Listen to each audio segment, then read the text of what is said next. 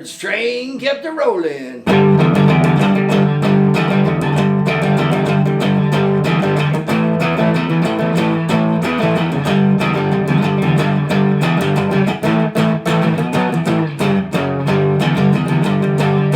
This is the story of how I met Jimmy Page and the Yardbirds, April 1968. Let's go upstairs and I'll tell you all about it.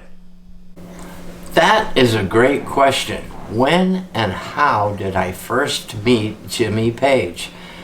We're going to have to go way back into the music book on this one.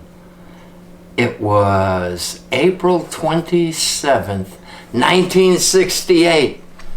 My high school band was called the Oxbow Incidents. We were big Yardbirds fans, what can I tell you? Because Eric Clapton, Jeff Beck, and Jimmy Page had all played in the Yardbirds. These guys were my guitar heroes. We had to see them. So of course we were there early on Saturday. We saw the opening act, a group called the Twice Nicely from Boston. Their lead guitar player had a beautiful white Telecaster, and he cut his finger on a song called Milk Cow Blues. The red blood hit that white Telecaster, and Jim Car, the bass player, said, "Wow, what a show."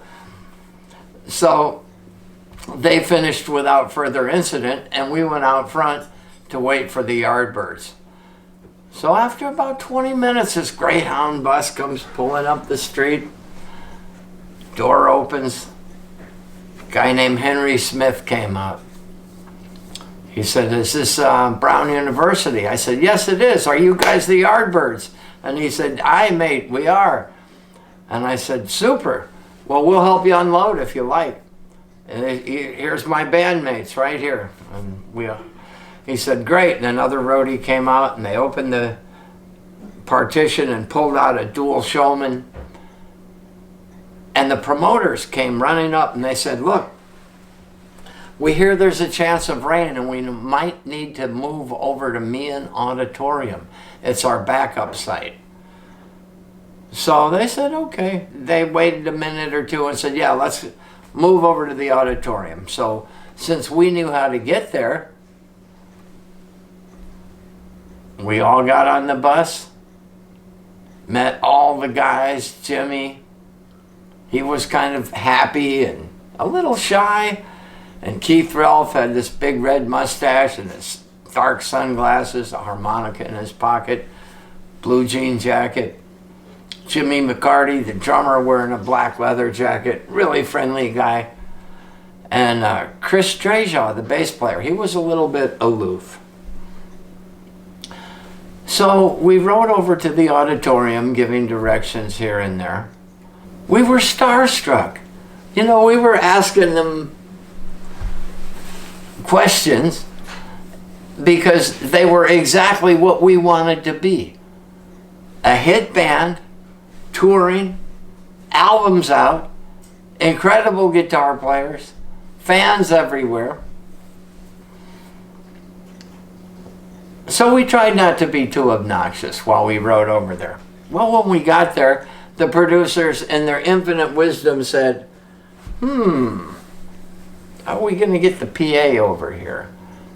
It's going to take too much time. Let's go back to the first site. So we jumped back on the bus and rode back on over and talked a little bit more music, and we were all learning a lot. You know, this was the first major rock band that we had met, other than, and these guys weren't a major rock band, the Strangeloves. They had a hit out called "I Want Candy," and they kind of lip synced to their hit song. This was a real band, a touring band, a great band that had an incredible reputation. So we helped them set up and carry their gear up to the stage because they were running a little behind. And then we followed the band into a conference room, which was a makeshift dressing room. There was a publication out at the time called I Magazine, and it was well known for its incredible photography. And the Cream, which was the first supergroup at the time, had a big spread in it, and Jimmy was looking through it and looking at these pictures of Eric, you know, making a face while bending a note, and he was kind of chuckling at it a little bit. Well, it came time for them to get dressed, so we split, went out front, got a good position. And they came out and played Train Kept a Rollin', and I'm a Man, and For Your Love, and Mr. You're a Better Man Than I, and all of their hits, you know, they ran right through it. Heart Full of Soul, you name it. So they wrapped it up. We helped them load their truck back up, the bus. And then we went on board and talked for about 15 minutes. Dave Brooks, our drummer, was getting friendly with Jimmy McCarty, their drummer, and he said, hey, you know, we're playing a TV show in New Bedford, Massachusetts tomorrow night, and we're playing 2 of your songs. And Jimmy said, oh yeah, what songs? And he said, Heart Full of Soul and Mr. You're a Better Man Than I. And Jimmy said, aye, good choices. So I finished picking Jimmy Page's brain a little bit more, and then Henry said, how far is it to Buffalo? We said, that's quite a haul. And he said, well, we best be going. We got another show. So we said our goodbyes.